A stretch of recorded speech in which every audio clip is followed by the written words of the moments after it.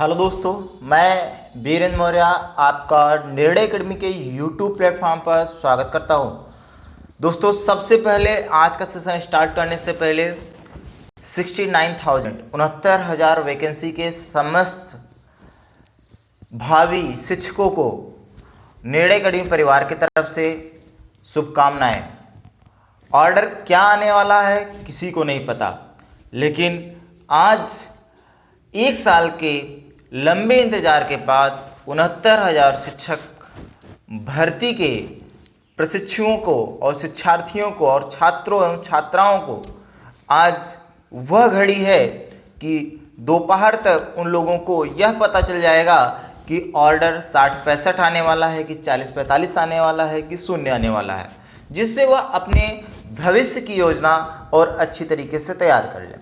उसी क्रम में जो भावी इन फ्यूचर में शिक्षक बनना चाह रहे हैं, जूनियर की वैकेंसीज आ रही हैं, आपको जूनियर सीटेट का एग्ज़ाम सामने लगा हुआ है और प्राइमरी सीटेट का भी एग्ज़ाम सामने लगा हुआ, उसी के परिप्रेक्ष्य में मैं बीरेंद्र सर आपके साथ आज से मैथ और साइंस की कक्षाएँ प्रारंभ कर रहा हूँ। आज की जो कक्षा होगी वह मैथ की प्रारंभ होगी। हो सकता है सायंकाल से आपको साइंस की भी कक्षाएं उपलब्ध कराई जाए। तो चलिए दोस्तों, आज से हम लोग स्टार्ट करते हैं आपका जूनियर सीटेट का मैथ का सेशन। आज से पहला सेशन। पहले सेशन में हम लोग सबसे पहले बात करने वाले हैं आपसे कि क्या पढ़ना है और किस तरीके से पढ़ना। देखिए दोस्तों, आपको जो पढ़ना है जूनियर सीटेट के लिए, जो कुछ भी आपको पढ़ना है उस 1 बाय 1 हम लोग आपसे चर्चा कर लेते हैं।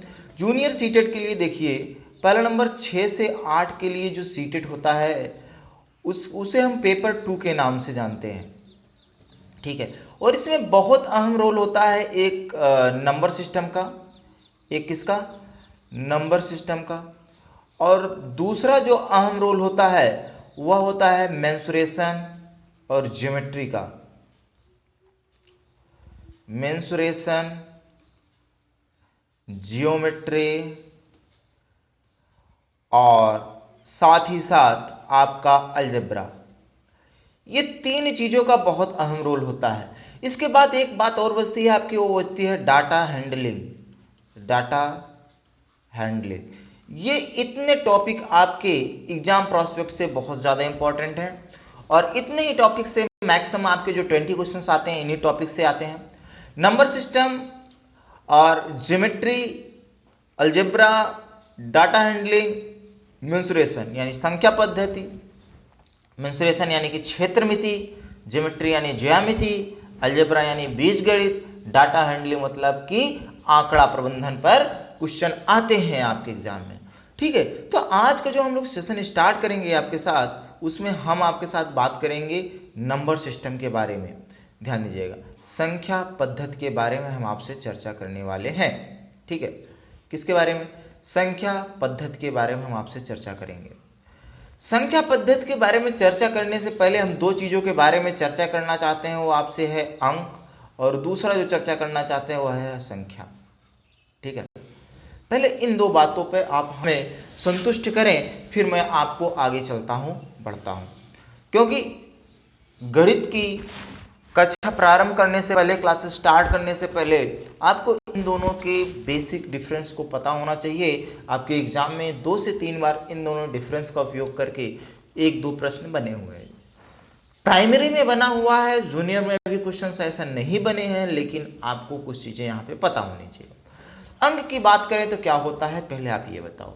कुछ विद्यार्थियों का ऑफलाइन क्लासेस में यह रहा है उत्तर कि सर 0, 1, 2, 3, 4, 5, 6, 7, 8 और 9 ये अंक होते हैं। बाकी संख्याएं क्या होंगी? 10, 11, यानी कि 9 के बाद जो नंबर्स आ रहे हैं वे सारी की सारी हमारी संख्याएं हो जाएंगी।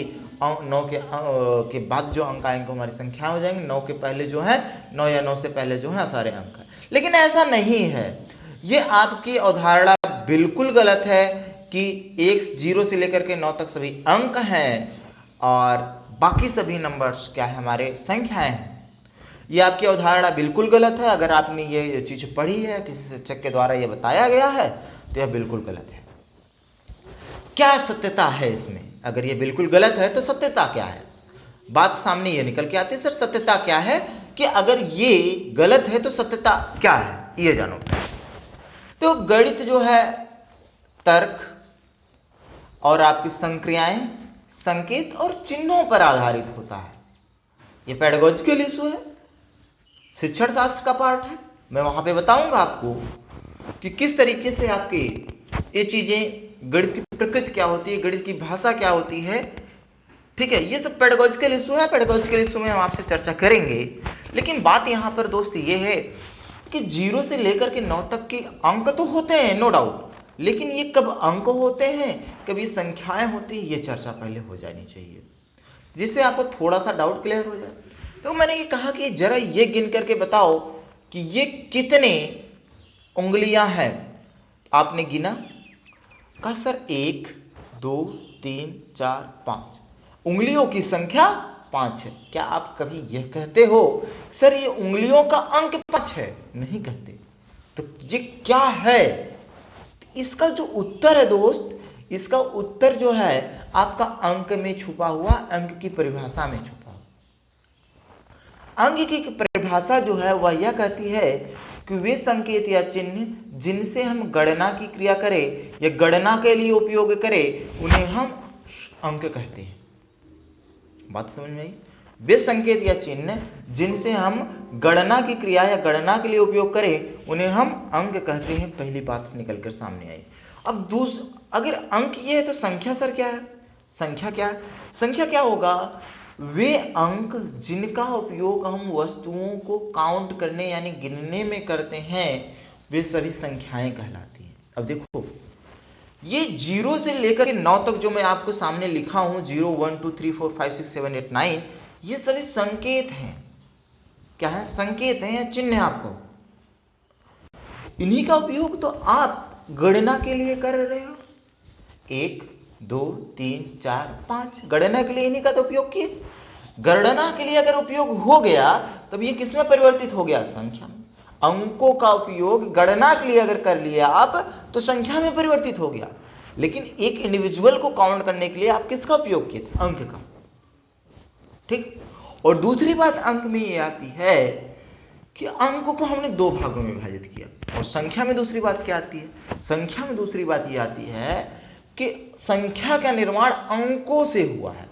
अंकों के संयोग से संख्या का निर्माण होता है। अब अंक जो 2 प्रकार से होते हैं, चलिए उसके बारे में चर्चा करते हैं। अंक 2 प्रकार के होते हैं। मैंने आपसे क्या बताया? अंक 2 प्रकार के होते हैं। अंक अगर 2 प्रकार के होते हैं तो कौन कौन से होते हैं? पहले ये जानो, अंक 2 प्रकार के होते हैं। पहला जो होता है वो होता है असार्थक अंक,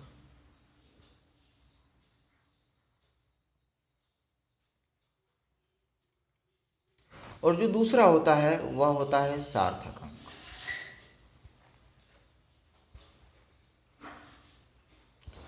अब असार्थक अंक क्या होते हैं? असार्थक अंक वे होते हैं जो सार्थकता को न प्रदर्शित करें। जैसे अगर मैं किसी नंबर सदैव सार्थकता को न प्रदर्शित, जैसे मैंने कहा 0 1 लिखो, क्या यहां पे 0 की कोई सार्थकता है? नहीं है। अगर मैं यही कहता 10 लिखो, यहां पे 0 की सार्थकता आ गई। यह कभी कभी इनका नेचर सार्थकता के रूप में होता है, कभी कभी इनका सार्थकता में नहीं होता। जैसे कहा 1 + 0 करो, 1 आया, इनकी सार्थकता हुई 0 की? नहीं हुई। लेकिन 1 × 0 करो, क्या आ गया? 0। यहाँ पे 0 अपनी सार्थकता दिखा रहे हैं, 1 की सार्थकता क्या हो गई?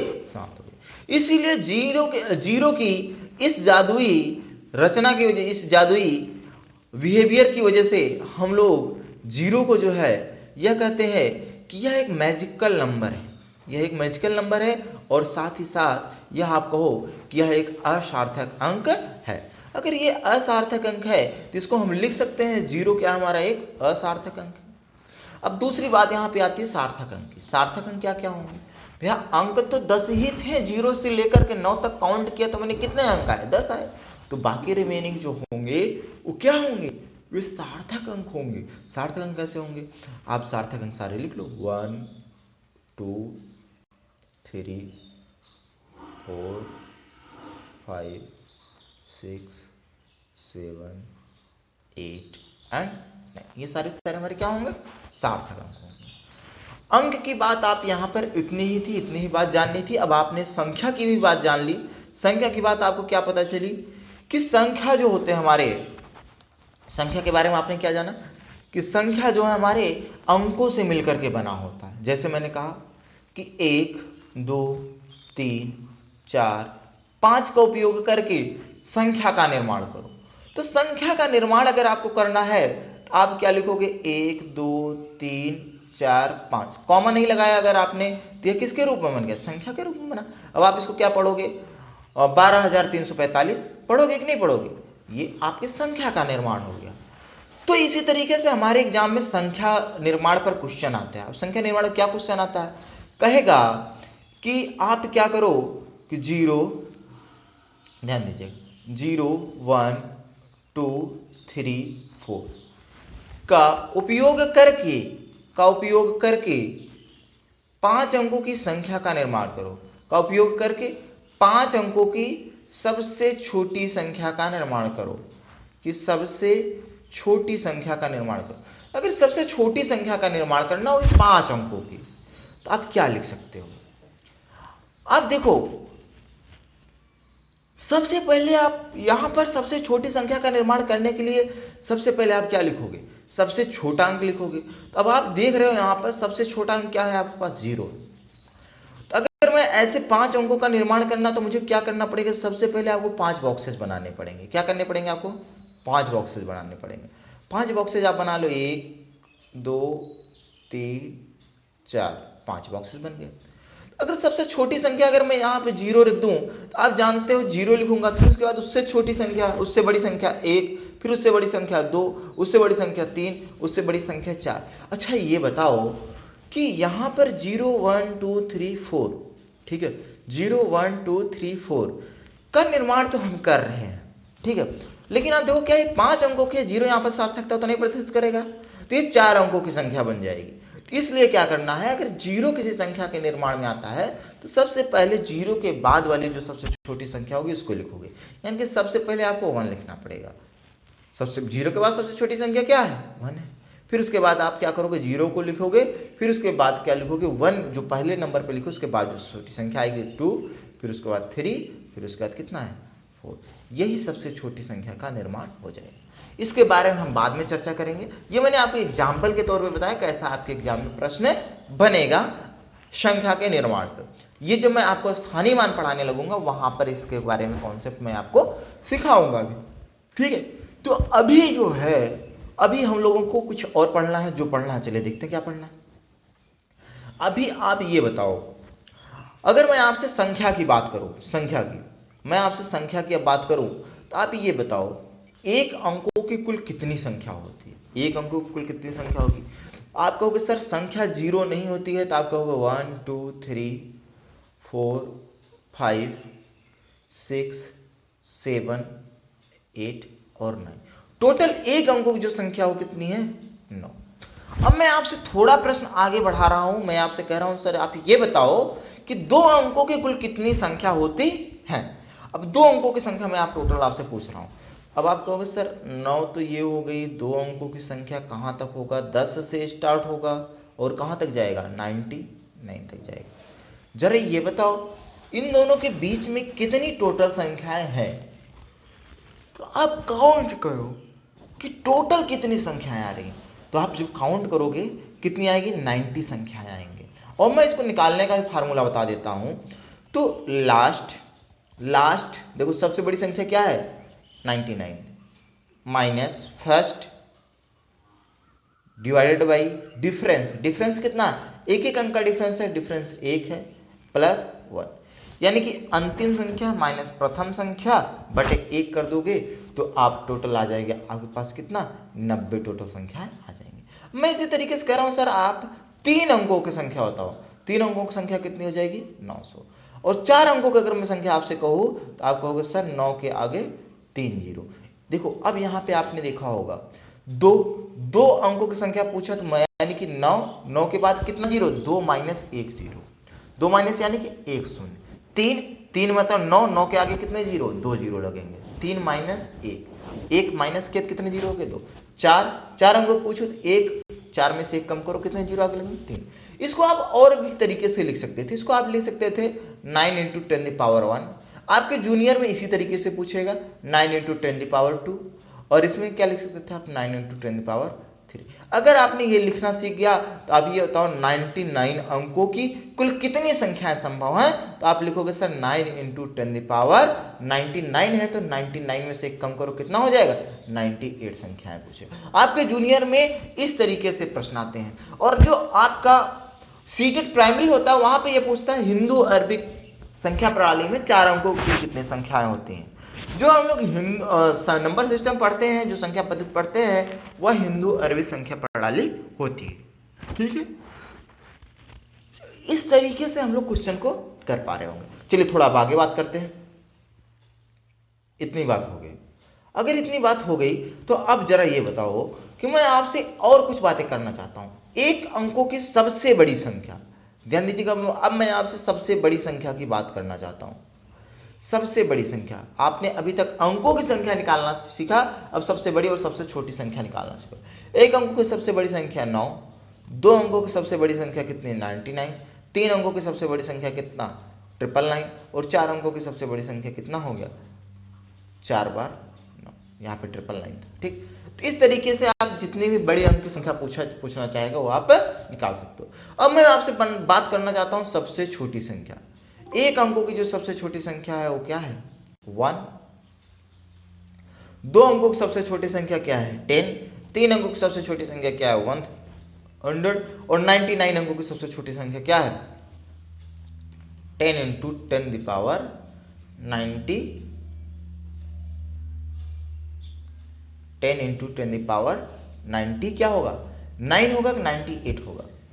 ठीक है, ये बात आपके पास आ रही। देखो, अगर मैंने एक अंकों की संख्या पूछी तो 1 × ठीक है 1 × 10⁻, आप 0 लिख सकते हो। अगर मैं 2 अंकों की आपसे संख्या पूछ रहा हूं तो आप 10⁻1 लिख सकते हो।